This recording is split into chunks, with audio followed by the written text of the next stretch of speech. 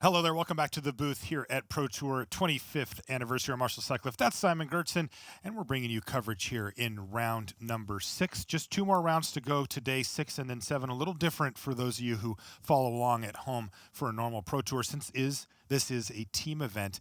In the feature match area, we have 2 teams yet to take an official loss on their record. I say that because the Cubit, Sarap, and Neris team is 4-0-1. Their opponents, though, Sukenik, Nagro, and Cochran, they're 5-0. And, you know, with only 166 teams in the field, it actually gets narrowed down quite quickly on who's still undefeated. And these are 2 of our undefeated teams. They are all set in the feature match here. Let's head down. It's time for round number 6 here from Pro Tour 25th anniversary. Oh, it's Lazy Helix! Oh my god! Oh, easy game! He didn't block and that was it! What have you drawn? What is it? What is it? What is it? Eric Jensen is your world champion!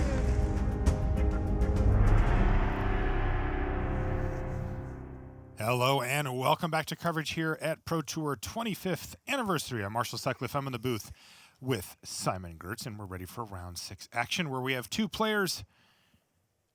teams yet to take an official loss on the tournament here. We've got Cubit, Sarap, and Neris, that's 4-0-1, versus Sukenik, Nagro, and Cochran at 5-0. We're going to start things off on our A table. That's what we say in the background here. You see Jonathan Sukenik there. This is Legacy, and he's playing Grixis Delver, one of the more popular decks in the format. Sitting across from him is Ryan Cubit. Ryan is on Teamer Delver. So differences? What are we looking at here as far as fundamental differences in these decks here? A lot of differences, actually. Of course, the shell is the same, the blue shell of Brainstorm, Ponder, Dazes, Delvers, Forces. But then when it comes to the threats, the decks are operating on completely different axes. On the right-hand side, Teamer Delver, or Canadian Threshold, is playing the Nimble Mongoose Tarmogoyf package with a few one-offs, spicy one-offs, Dak Faden and Nissa, Steward of Elements. On the left-hand side, I think favored in this matchup, more True-Name Nemesis, a big plus, 2 Bitter Blossoms that I like a lot in this matchup, and Gurmag Anglers, 5/5s, most likely the biggest threat on the battlefield at any moment.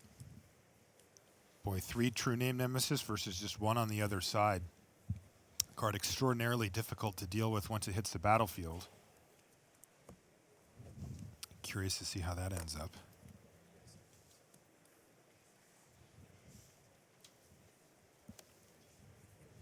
The team on the right-hand side here is screen Cubit, Sarap, and Neris. Cubit's gold. We're watching him play right now. Sarap is silver in the middle, and Neris was a top finisher at Pro Tour Dominaria. But they're relatively inexperienced. They've got 10 Pro Tour starts and 46 GP starts between them. A few top 8s in there from those GPs as well. There's Nimble Mongoose from Cubit. I love that card. Used to be one of the scariest threats in Legacy. Now I would say it's only coming back because of the ban of Deathrite Shaman. Mm-hmm. Interesting deck choices by these 2 teams, I want to say. Of course, Grixis Delver and Teamer Delver, not so surprising. The exact lists are spicy for sure. Then we have Black-Red Vengevine against Bun Spirits, 2 relatively new decks. Gesundheit. And finally, Bolas Red in the standard matchup, which is a Chain Wheeler Mirror, but one of them is casting Nicol Bolas. Ooh, I like that. I've been looking forward to seeing some Nicol Bolas on the battlefield, so hopefully we'll get a little bit of that in just a little bit. In the meantime, Jonathan is still kind of in setup mode here. He doesn't have a threat yet as he plays his 3rd land onto the battlefield. He's going to go for a Ponder. But he's not facing down too much pressure at the moment. That Nimble Mongoose, with just 1 card currently in the graveyard, still has quite a way before it gets into that super-powered mode. Though, for those of you who've watched a lot of Legacy, you'll know it happens quicker than you'd think. Yeah, and 2 things to look out for here are the matter that both of these decks are playing Dazes. So you will see almost the default play being to have 1 mana open when you cast your spells, so that you don't give your opponent free days fodder. The other thing is, of course, Wasteland being super relevant, because both of these decks are not playing that many lands that actually produce colored mana. Let me just count real quick. I count 6. 6? 6 in the Temur Delver list. 7 Oh my in the goodness. Grixis Delver list. That's, of course, that's excluding Wastelands, but that's the number of duels that actually produce mana. Right. And Wastelands can make colorless, but there's a lot of spells in these decks, like the ones that we see in the graveyard there for Jonathan, that you're not going to be able to cast those with just a Wasteland. And Wasteland does, in fact, take down one of the lands for Jonathan, though he replaced it.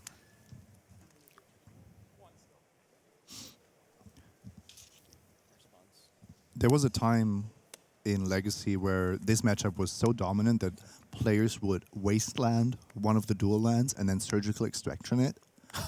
Basically just Taking out half of their... stranding half of the deck. Because it's not only half of the lands, it's also all the lands are blue. So you have only 2 other colors to make with the remaining lands. That's rude. A hostile active, if there ever were one. Looks like brainstorm fights are now happening. Yeah, brainstorm fights are a bit more peaceful. Indeed.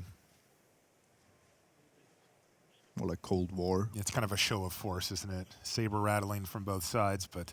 Stocking up on missiles. Indeed. So let's see now. Top here. Are both on top, of course, for Jonathan. He's going to shuffle those away, though, but we're going to see a response now from Cubit, and this is where we get into the weeds of Legacy. Yep, and that's going to be Stifle. Stifle, another way to deny your opponent mana, and among other things. It's a lot better when your opponent doesn't know your hand. A card that benefited from Gitaxian Probe getting banned. Oh, interesting, right? Yeah, you'd see that card. Here, there's a Stifle that's going to counter an activated or triggered ability, in this case, the triggered ability or the ability on the stack there from the dual land. So if you're not used to Legacy, there's actually now 2 fetch land triggers on the stack. One Stifle on the stack that is targeting the fetch land trigger activated ability of Sukenik, and Brainstorm is still waiting to resolve. That's right. And we're going to see Daze pick up a land here for Sukenik and target this Stifle. And that's going to resolve. So Stifle's going to get countered, and that means that Sukenik now gets to resolve that activated ability from the fetch land and go find himself yet another land.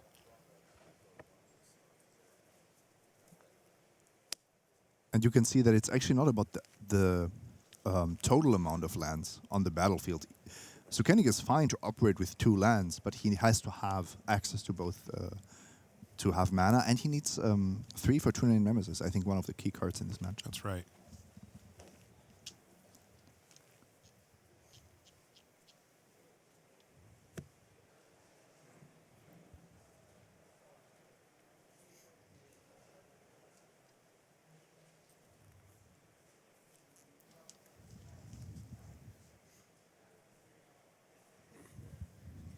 Take a look at Cubit here as he decides what he wants to do with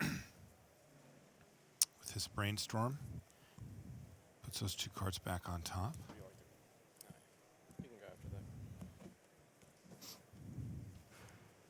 You may go. And as we mentioned before, look at that graveyard now from Cubit. Yep. Suddenly it's almost at 7 cards. Yeah, and you got to figure that this turn he could pretty easily make that happen. And look at that, there's card number 6 to get the threshold. The timing of these counter battles is also really important because you can sometimes devaluate your opponent's Brainstorm by forcing them to use all their fetch lands to respond to your spells. So Cubit resolved his Brainstorm, which is usually a great thing, but didn't get to shuffle afterwards.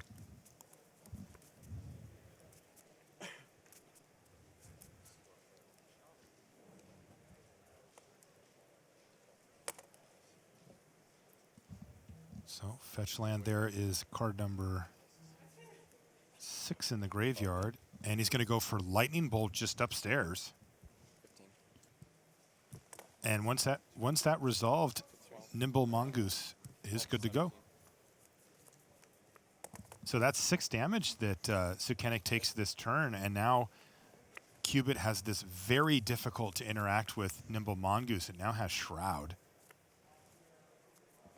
Or excuse me, it's +2/+2 along with Shroud. So it's a real clock, and Sukenik is now under some pretty significant pressure.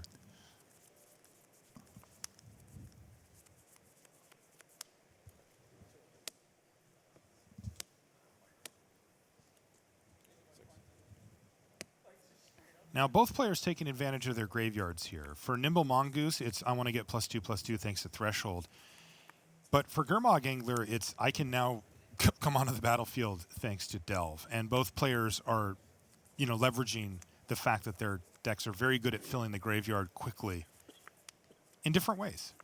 And right now, you got to like Jonathan Sukenik side of the field here as a 5/5, quite cleanly bigger than the 3/3 Nimble Mongoose. And it's another one. Huh.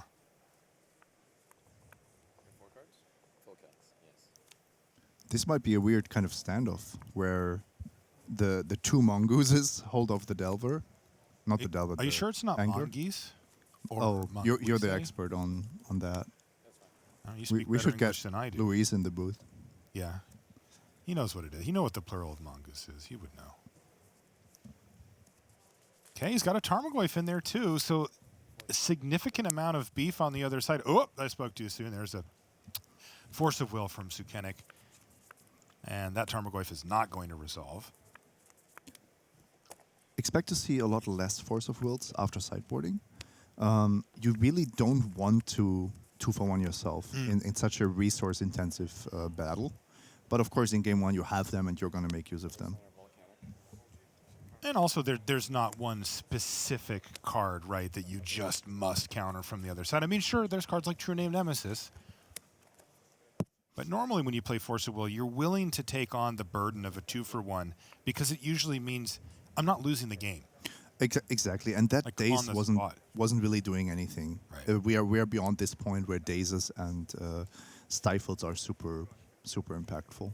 With so few mana sources as well, they don't often get to hardcast Force of Will like some of these decks can. In the meantime, Delver of Secrets from Sukenik means that he's pretty firmly ahead on board now. He's got the Gurmag Angler to hold back the Mongoose, and now if he can transform this Delver, he can start actually attacking in the air. Looks like no, not this time, though. We're going to see an age-old trick ever since Delver came along here, Simon. He's going to be able to shuffle away the card that he doesn't want, but whoa, another Stifle. And It's the like Stifle a- resolves this time. It's So- like a mini brainstorm, right? You get to manipulate your next draw. But in the meantime, Cubit with a big win there. He denies another land from Sukenik and says, you know that card you didn't want to draw? No, I think you do want to draw it, and makes him peel it. And here you actually see the patience that you need when you want to play Legacy at the highest level. The Grixis Delver player has a fetch land and could try to deploy another Gurmag Angler, but there's still the threat of Daze just taking out your 5/5 that you cannot let your opponent have that kind of exchange. Plus, the fetch land is actually generating value in conjunction with Delver of Secrets. Now we're going to see the Delver Secrets reveal Force of Will and Transform. I'm curious if Sukenik wants to draw it as well. As you mentioned, in this type of matchup, a card like Force of Will isn't as necessary of a stopgap just to prevent your opponent from just winning the game on the spot. And we do, in fact, see Sukenik decide to shuffle it away here with a fetch land. I'm not surprised. No, this is... you're now looking for very specific cards. Sukenik is down on life total, but he has everything under control. And for Timo Delver, it's actually not so easy to deal with it 5/5 on defense. He says, now I'm going to draw for my turn, and he finds another copy of Gurmag Angler. I think he's going to run out of graveyard runway to get all of those down on the battlefield, but looks like he can get the next one down at some point here. Drawing your third copy is actually quite bad because if they they are not benefiting from that large graveyard because you have to exile it over and over again. Playing around Daze, like I said. That's right, he exiled his whole yard even though he could have paid a little extra. And this is actually going to prompt a Force of Will exiling the Daze as Cubit says, all right, this guy knows what he's doing. He's not going to throw away a card here into this daze at this late stage of the game. And he is definitely incentivized to keep that second 5/5 off the battlefield. Though Sukenik can start attacking now, right? I think he absolutely should. There is always this danger that his Gurmag Angler is getting dealt with, but I don't think you're maximizing your chances if you're just holding back. Right. I mean, the situation would have to be that the Gurmag Angler gets dealt with, and then you're also willing to just trade away your Insectile Aberration. Well, what's your game plan at that point? Exactly, and then you're still behind Right. on life total and on board. You're playing against a deck with a Lightning Bolt, so I like this attack, and this is, I think, a great exchange for Sukenik here. It wasn't a dismember. Another 2-for-1. Yeah, a dismember would have been a disaster, because then he's suddenly facing lethal with almost no outs. That's right. But instead, it was Lightning Bolt in conjunction with one of the Nimble Mongoose. So that one's going to die. No, not that one. So we are back Cubit. to singular He killed the wrong one. But singular mongoose. yeah, which is a lot easier for us, thankfully. We don't need to call him Luis anymore. And now, as does happen in matchups like this, the dust has fully settled. And, oh, True Name Nemesis off the top of the library for Jonathan Sukenik. And all Cubit can do is stare at the fetch land in his hand. And bang, this race just went right back in the other direction. True Name Nemesis says, I'm going to name you. And now he can't do anything. Has 3 True Name Nemesis in the deck. Cubit only 1. So I think this is how it was how game 1 supposed to go? should play out, yes. Another Nimble Mongoose off the top of the library, but they just look anemic in the face of this True Name Nemesis. Oh, and another True Name Nemesis for Jonathan Sukenik, showing us how it's done. And he's being patient here very correctly, only attacking in the air, because next turn he can attack with both True Name Nemesis and get the job done just as cleanly, and this doesn't leave him vulnerable to a card like Lightning Bolt. And 2 lands off the top for Cubit. You know, I thinking I favor the I'm going to draw 2 True Name Nemesis while you draw 2 lands player. I mean, the second True Name was not really required to win from that point. I think just from the main decks, the Grixis deck list is better set up for the mirror match. I don't know about sideboarding. I would have to look at the details. But when you're playing Teamer, dealing with 5/5s is just not so easy. Yes. And we saw that, by the way. That Gurmag Angler was the card that really held the fort down there for Sukenik while he set up his game plan. And ultimately, he was able to win that first game. We're going to take a short commercial break. When we come back from that, though, we're going to be jumping around to our other tables and see what else is going on in Modern, Standard, and maybe even some more Legacy. Don't you go anywhere. We'll be right back.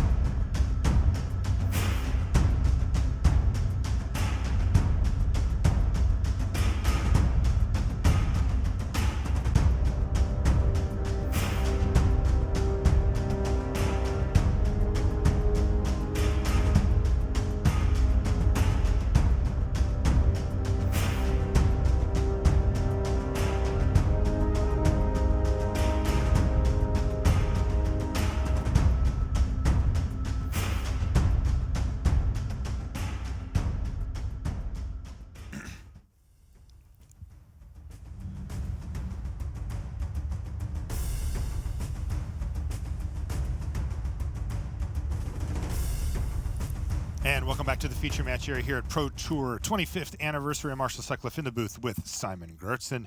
We are watching teams here at the Pro Tour level. We're in round number 6 of 7 here on day number 1.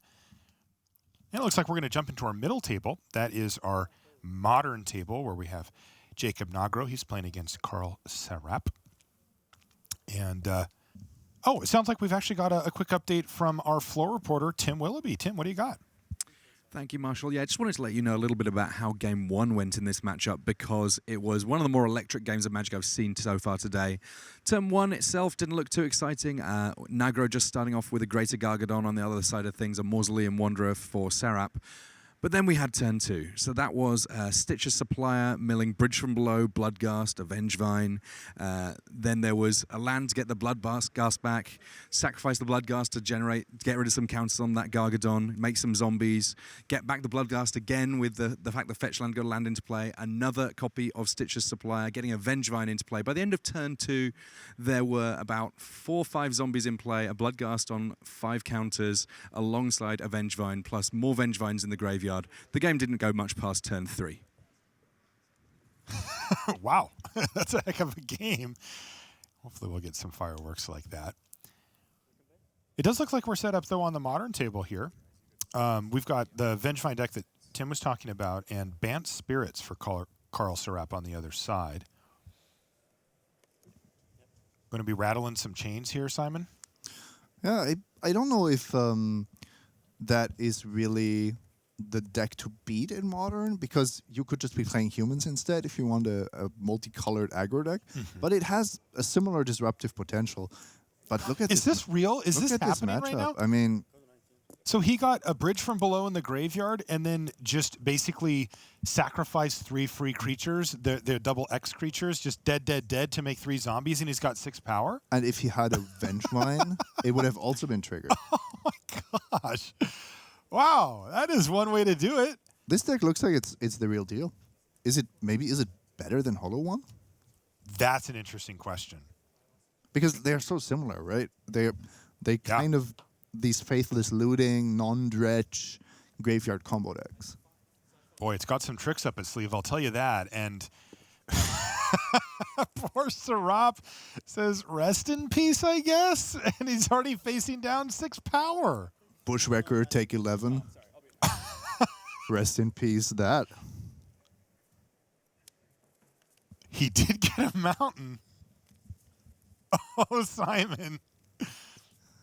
This does not seem like a fair matchup when it does things like this. Now, the question you have with these type of all-in graveyard decks are, and there it is, the Bushwhacker. How consistent is it? Well, it's consistent enough this time. Crunch, 3, 6, 9, 10, 11. All right. Yeah, usually when players say, I had the turn to rest in peace, it means they won easily. Exactly. And now he's going to be blocking with a Geist of Fate Trap to trade. Yeah, or to gain a little bit of value by blocking Goblin Bushwhacker. And that then doesn't going down to 3.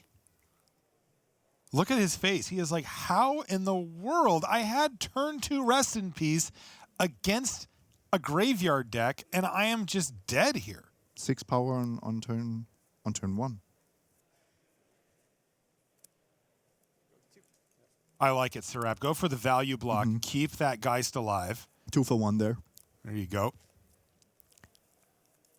Still hard to imagine that he finds his way out of this mess. I think Nagro is actually holding Lightning Axe. So if Sarap's next creature doesn't have hexproof, it's just dying to that, most likely. And that's going to do it. Sarap extends the hand, and Jacob Nagro says, yep. Look on his face. He almost looks guilty. Like, almost a little hint of shame in that win there. It was so brutal. Wow, what a beating. So, Jacob Nagro wins the first match of our round here and means that this team, who is 5-0, I will remind you, is just a game away now, potentially, from staying that way. With Jonathan Sukenik down on the bottom table, the one on the bottom part of your screen, in Legacy.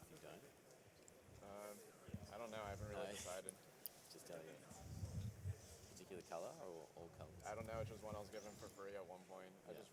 jelly beans, and I love rewarding myself with like the lamest things.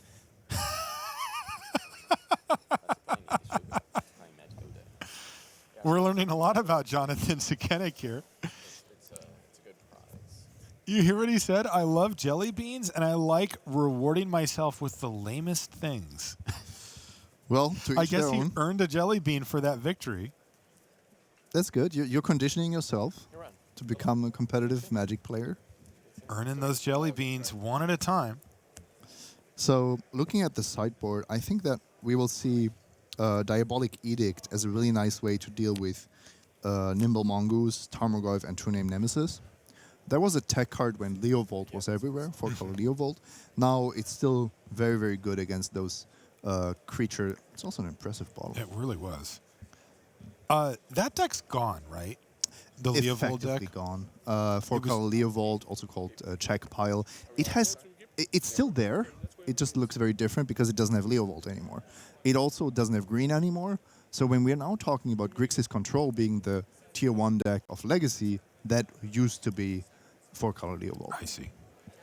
But the loss of Deathrite Shaman was critical. The sad loss of our good friend, Deathrite Shaman. Our good friend? My good friend. Cheapest Planeswalker. I happen to be well acquainted with the Deathrite Shaman myself, so I just didn't want you to assume it. Although Deathrite Shaman did get Blood-Braid Elf banned, even though That's true. he was always the main culprit. Also himself. Oh, he also, yeah. All right, the mirror match is in full effect. Even though this isn't, we do have Grixis versus Teamer, but Delver of Secrets on each side, and there we go. Cubit is going to transform his. He cast it first. He transformed it on the first turn here with a Ponder. A good draw in and of itself, so things rocking and rolling here for Cubit. That's the best part, right? Not only do you get to flip your Delver, you also get a juicy spell. Yeah, I got a spell as well. See if he can't find an answer for the opposing Delver of Secrets. Oh, he sees land, Ponder, Force. The funny thing about this matchup is the decks are so similar that having your threat one turn earlier is actually sufficient to not worry too much about the opposing Delver of Secrets. They are the ones that have to answer what you're doing, Yep. or they have to race you by putting more 3-power creatures on the battlefield. Of course, if you can deal with the Delver right away, go ahead, but it's not as critical as you might think. Cubit's going to go ahead and put him on top, but he's in an interesting position here because I think he wants to cast either Nimble Mongoose or Lightning Bolt this turn, and that means that he does have to get rid of that second copy of Ponder on the top of his library. Feels kind of worth it, though. He has no more lands coming, by the way. That's the other side of that. Yeah, and there is the question, as always, do you play into days or do you play around days? Do you play removal? Do you hold up Stifle? Or do you play threats? And when we're talking about legacy aggro decks, these decks are playing around 10 creatures, sometimes only 9 creatures. So, no, that's not true. 13 creatures for Teamer Delver, and I think a few less on the Grixis side. So basically, it's almost like a control mirror where the number of threats is the most critical resource. Cubit's passed the turn back, and Sukenik drew Gurmag Angler, so that is not going to transform his copy of Delver of Secrets, meaning he only gets to chip in for just a single point of damage. Gurmag Angler is maybe the most volatile card in this matchup because sometimes it's just amazing having a 5/5 for such a cheap mana cost, and then there are these games where it's just stuck in your hand and you're getting punished by counter magic or by some effects. Like even a Fire Ice tapping it down can be backbreaking. Red Elemental Blast is going to be used to take care of the Insectal Aberration, which is blue on both sides. And here you can see Like I just know that card's what I alluded to. 18. The Teamer Delver is the one with the who flipped the Delver first. So Grixis Delver is now responding, and that enables all these other cards to become active. And we're talking about Stifles, Dazes, and so on. But if Red Elemental Blast resolves, suddenly it's Grixis Delver who is ahead. It's really just like that. The tables can turn.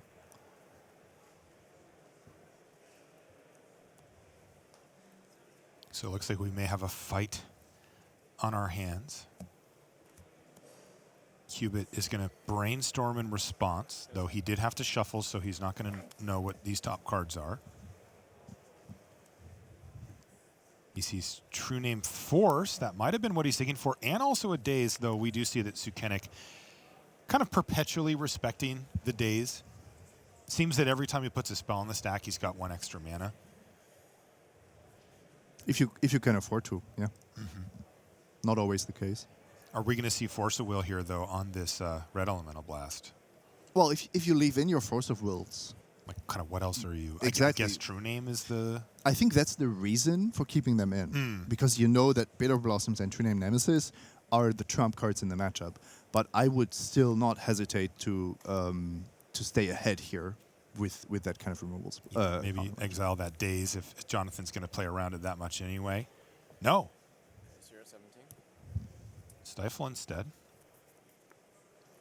So that's on the stack. Now does Jonathan have a way to fight back? No. That gets done, and it looks like the Insectal Aberration gets to stay alive, though in the meantime, Jonathan's still fighting the fight here. He's going to use his Wasteland to take care of Volcanic Island. But this was a small victory for Sukenik. He did get the 2-for-1. He just didn't alleviate the pressure. That's right. So more pressure on him to make sure that he takes care of that Delver at some point before his life total hits 0, but he is grinding Cubit down in the meantime, and that is certainly advantageous. Here is Nimble Mongoose. 5 cards in the graveyard, so 2 away from Threshold to give that thing +2/+2. And now Jonathan has transformed his own Delver, which he can either use to start attacking or threaten to trade off with the opposing Delver's Secrets or Nimble Mongoose. Yeah, this is getting interesting now. I love Legacy Delver mirrors. Oh, me too. It's just... I love these decks. You know, some mirrors are really great, some are less great, but this one is really so tight. It comes down to a single land drop, a single Daze, turning things around. And Cubit actually sold this really nicely. If you exile a Brainstorm, it was a Stifle for Force of Will, I'm not putting my opponent on Daze necessarily. Agreed, especially given that Sukenik has played around it consistently. Another Delver of Secrets here for Jonathan. Jonathan's team, I will remind you, has already won one of the matches in this round. Jacob Nagro in the middle seat was 2-0 against Bant Spirits from Carl Sarap. So Vengevine is the real deal? Or Bridge from Below or something. Faithless Looting. Faithless Looting is the real deal. Yeah. We have decided that this weekend or before it. On the bottom, which is the standard table, we've got Hunter Cochran. He won a game against Jose Neris, but Jose also won a game, so they're won a game apiece there. All I had, though. Is this okay? And there's the Daze. So he did get him. Yep, and he got land number 6 in the graveyard. Now, what you usually don't want to trade your Mongoose for a Delver, unless you're really pressing your advantage that way. So he's not going to. Well, it's still a 1/1, so that would have actually not been an attack that he could have made. Right. But now he gets the Mongoose up to a 3/3. Okay, so now the Mongoose up to 3/3, but the other Delver, yes, is going to be a 3/2 itself. Are things? Yeah, that's what I was thinking. Things are starting to look back in the other direction here. Jonathan Sukenik perhaps clawing his way back after falling behind early. All those land back to my hands and wastelands and stuff have hurt Cubit, though. He's down to just 1 land, and he's got some of his more powerful spells in hand, like Tarmogoyf and his True Name Nemesis, but he's pretty far off from casting those. The only castable card he has is Bolt, and he doesn't have red mana for that either. So he needs to find lands in quickly. No, this is not a good matchup, and it's difficult to put in words. And I'm actually moving away further and further away from this kind of aggro mid-range spectrum, because these decks, depending on the matchups they play, they can be super controlling with only a single threat, or they can be quite aggressive depending on the draw. Here, in this particular scenario, Grixis Delver is the control deck because it just has 4, 5, 6 more late-game trumps. And that's why we see, naturally, Sukenik fall behind a little bit. But at the same time, he can rely on his better late game, and he's doing exactly that. I think a beautiful play. Yeah, this is just great play by Sukenik. He plays his Wasteland first, then puts this on the stack playing around Daze. Now he knows that he can safely Wasteland away the last land of Cubit after taking away whatever he deems the most problematic here. And don't forget, he could have cast Gurmag Angler. So every turn that goes by, he's deciding not to do something, which is often the hardest part of Magic. Absolutely. Opting not to cast something when you could. Yes, I mean, it's your instinct. You didn't put these cards in your deck to not cast them, but sometimes you have to fight it. And there it is, Wasteland to leave Cubit on no lands, though he does find a tropical island clean off the top of the library, and he is still applying pressure with the Mongoose, but we're going to see the big 5/5 come into play here, Gurmag Angler, and that is going to make life extremely difficult for Cubit. And let's not forget the Daze in hand for Sukenik in combination with Wastelands ×2 is looking very good as well. And a top deck Flusterstorm. Now Sukenik can actually delve, maybe in a way to shrink Tarmogoyf. Probably not given Cubit's graveyard, but doesn't hurt to check. Beautiful stuff. And that kind of turn is very similar to the Grixis Death Shadow lines you see in Modern. Not as much as before, but playing one of your undercosted threats and having 1 blue mana open to protect it or to prevent your opponent from coming back. That's the nail in the coffin. Insult to injury here for Cubit. He finds another copy of Tarmogoyf off the top of his library. And here in Legacy, especially in these type of builds, those are your big late game threats, and he doesn't have enough mana to cast either one of them. If he does find a land, the next one's going to get dazed. Trying to clarify the board state. They will not. Okay. So it's a 9 to 11. And it looks like this one has fully slipped away from Cubit. Jonathan Sukenik, sure, he gave up a little bit of life total early, but boy, he was able to just chip his way back in with a couple of 2-for-1s, make you force a will something, then start going at the Wastelands to take out your mana, and now it's 2 clean turns, and he's just bang in there, and I don't think Cubit has any outs in the deck. We also haven't seen a single Force of Will from Sukenik. He didn't He took him out. 2-for-1 himself. That's right. Cubit's looking at the board, but the truth is, the hopes and dreams of this round lie on his shoulders, because if Sukenik wins this game, that is the round going to Sukenik, Nagro, and Cochran, and they're going to improve to 6-0. And that's exactly what they just did. Wow, what a fantastic start for this team. Undefeated on day one. They've only got one more round to go. They could be looking at a 7-0 start, which is going to put them in a very privileged position heading into day number 2. Our current guess is that the cut for the top 4 is going to be somewhere around 3 losses. That's going to be, 11-3 in that range is probably going to put you in. And if you come into day 2 sitting cleanly at 7-0, you're in a good spot. You got a lot of wiggle room there. Don't jinx it, though.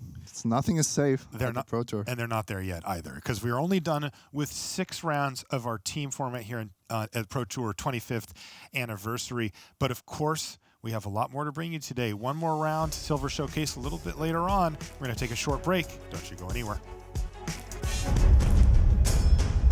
Looking for a challenge? Magic Online offers monthly limited and constructed events, which lead to the yearly Magic Online Championship.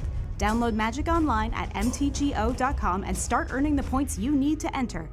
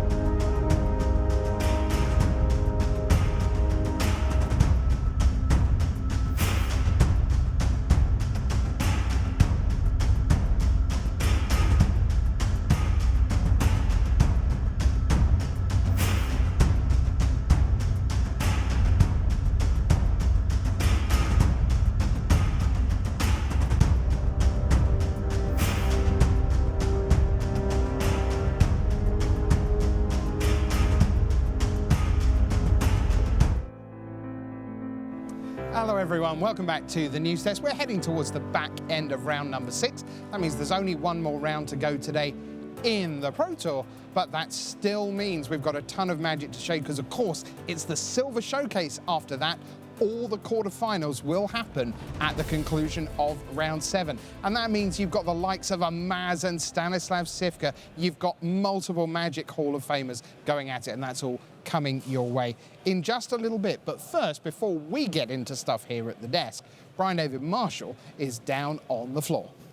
Thanks, Rich. I'm here with Pro Tour top 8 competitor Yam Wing Chung. Yam, tell me about how the event is going for you and your team. You guys are just on the outside of the top of the standings right now, right? Yes, we had 5 wins in a draw right now, and I like my deck very much. My teammates, they are playing decks they have so much experience with. So let's talk through what's going on. Eduardo Sajigolik playing Legacy. Yes, and Hao Shan Huang is playing Modern.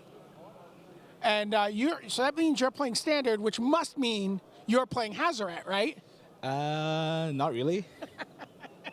Yeah, because this time we found a really good deck. So I'm not playing red this time, and if I'm not playing red, the deck we're playing must be really good. Yeah. So just saying, it's very foggy around his area of where he's playing Magic each round. So so talk to me about what's been the toughest match for you guys so far. Who have you played against? How's this tournament been going? Basically, we got really lucky because a lot of our match wins, we won 2-1 in players. So the matches are really close. Yeah, but I like my deck. Yeah. You're not going to tell us what it is? Oh, should I tell it? Yeah. I'm playing Turbo Fog. Okay, yeah. There we go.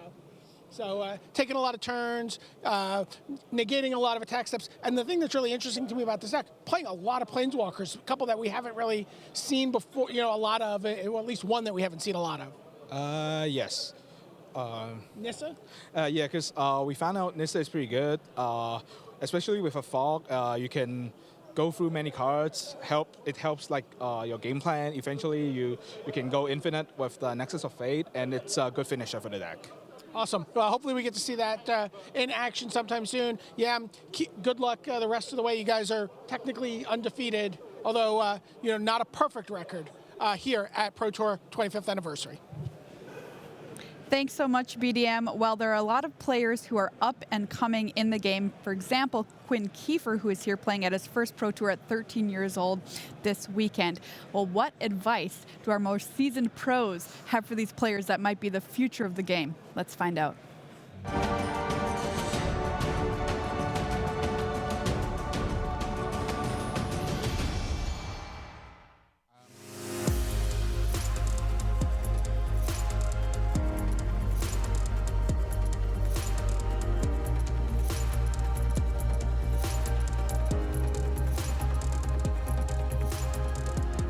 Brian David Marshall here in Minneapolis, Minnesota, on the eve of the $1 million weekend that is Pro Tour 25th anniversary. We asked some of the biggest names in the room what advice they had for players going to their first Pro Tour. It's awesome to be a part of this playtesting team, and all these players are so good, but one of the things that I've learned from them is that you can't just be good and go into an event and win it if you're a pro. You have to have a lot of commitment and a lot of practice, and that's what being a Magic player is like. You have to work really hard, and I've learned so much from all these players, and it's really a great opportunity to be around them. If you're good enough to qualify for the Pro Tour, it probably means they're used to winning a lot because, at the local level, you're probably one of the best players. So that's something that's like a bit of a transition, and it can be challenging. Some people have success immediately when they get on the Pro Tour. For me, I did pretty badly at my first 5+ Pro Tours. If you only have fun at tournaments when you win, it's a pretty tough situation to put yourself in. So I would definitely recommend, trying to find ways to be happy when you don't succeed. Like rooting for friends and being happy when your friends top 8 a tournament or achieve one of their goals. I think the most I improved was when I started traveling to GPs with Matt Nass and Jacob Wilson. We'd stay together, we'd talk about our plays, we obviously started playing team GPs and team events together, and I think we all improved a lot just by doing that. You just play a lot with your friends, and liking it means you're gonna do it more and you're gonna do it better. So making sure that, they're your good friends. That's the most important thing. Having somebody to be able to like talk through plays and kind of analyze the game will accelerate you so much more than what you're able to just figure out on your own. So really just, you know, find people who are in the same boat as you and work together. Because you're competing for something that this many smart people want. You know, it's hard to get there by accident. You need to be willing to make some trade-offs and do more work, but not just the work that feels good to do. You have to, like, you know, often pay some costs, put in your time, and then that'll give you the best chance. Came back to the game a few years ago. When I qualified for my first Pro Tour, I did the same thing. It was Seattle. Sifco won it with eggs. I didn't playtest a single game for that Pro Tour, and I lost a match playing for top 25 to requalify. Said to myself, I was like, wow, maybe if I actually put effort in, I could have, you know, done better. Yeah, take it seriously. Approach it as an opportunity, not like it was your ultimate goal, because the ultimate goal is win a Pro Tour. I think just playing Magic is the doing of the homework. The sitting down and thinking about how to get better is more like self-reflection and more, it's a lot harder than just doing your homework, I think. These days there's just so much data available about the format before the Pro Tour happens that the Pro Tours are just much more about studying and practice and knowing, like, just watching what people are doing.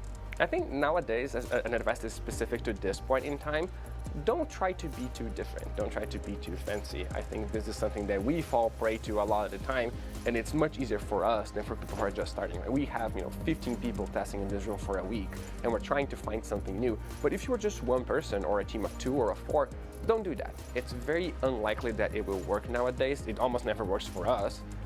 I mean, it's true, it almost never works for us.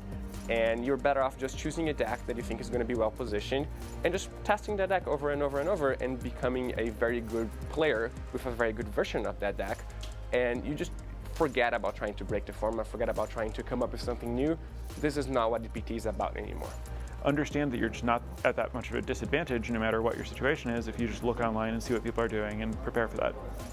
So I would say don't expect to get any free wins and don't expect for anything to be easy, but it's also a lot of fun. I think the Pro Tour is simultaneously the most competitive and most laid back environment because everyone there or a lot of people there know their place, know that they've earned it and feel good about being there. So there's not sort of the same clawing that there can be at other events, and people are just really laid back and friendly, which is great. For all the kids out there who want to get to my level, I think the biggest thing is commitment. You have to love the game and you have to work hard at it.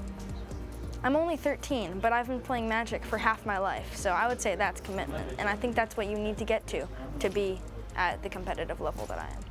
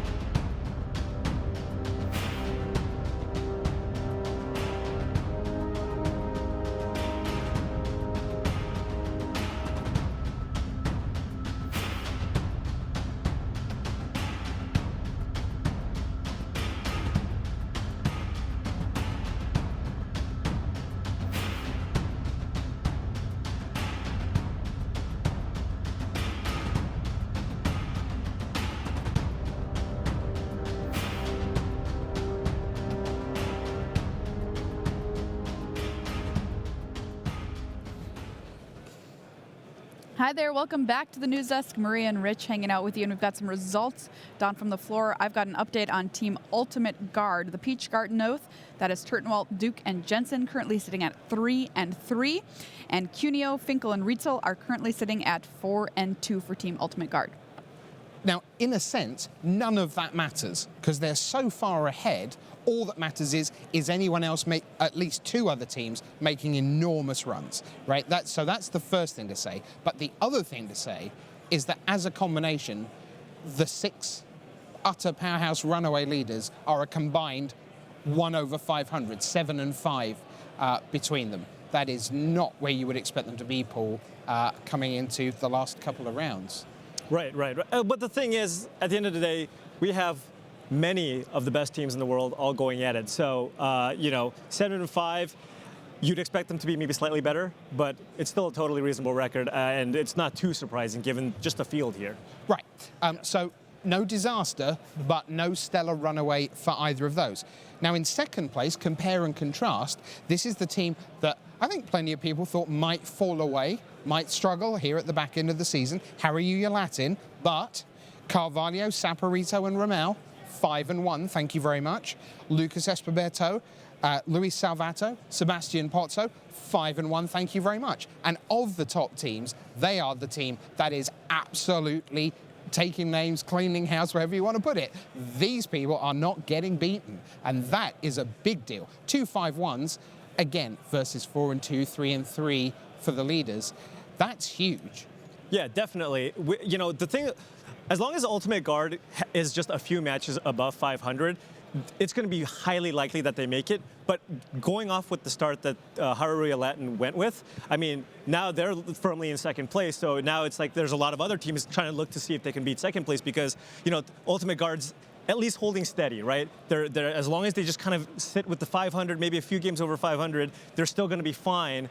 Or in really good position to make it to kind of, the Team World Championships. What else have we got, Maria? All right, well, I've got some results from CFB. So this team is currently sitting at 8th in the team series, but this is how they're doing right now. So after an 0-3 start, which probably didn't feel very good, the team of LSV, Mike Sigrist, and Paulo Vitor Damaderosa are clawed their way back up to 3-3 right now. So well done for them there. Josh Utter-Layton, Stark, and Yuza were undefeated going into this round, and they are still playing behind us. It looks like they're still playing back there. Okay. Again, 3-3 doesn't sound like much. It's a coin flip every round. But let's just look forward 24 hours, and we imagine that Sigrist and Utter-Layton and Stark, Stark, and User keep on winning, and they make it into the top 4. There's a potential 60 pro points to the winner, and if they were able to do that, it could all come down for CFB to whether Luis and Paolo and Sigrist can get 9-5, right? 9-5 from here. That's 6-2 from here. That's still super hard. But if they can do that, a few extra pro points could make all the difference to either a top 4 finish, which would get you money, or top 2, which gets you into the team series final. So tons going on there. More results coming in, 5-1s for you. We've already mentioned Carvalho, Saporito, and Ramel. Froelich, Nassif, and Williams are up to 5-1. Hall of Famers, Froelich and Nassif. Dave Williams, you'll see him later this evening in the Silver Showcase, of course. And another Silver Showcase player doing fantastically well, Stanislav Sivka, is 5-1 alongside Godenis Vidigiris and Zvi Moshevitz. But last round, these two fine human beings walked you through the shape of Standard, and of course that's dominated by the 2 big decks in the room. But if you don't want to play another Goblin Chainwhirler deck, well, maybe there are some other options for you. So it's time now for Standard Supplemental.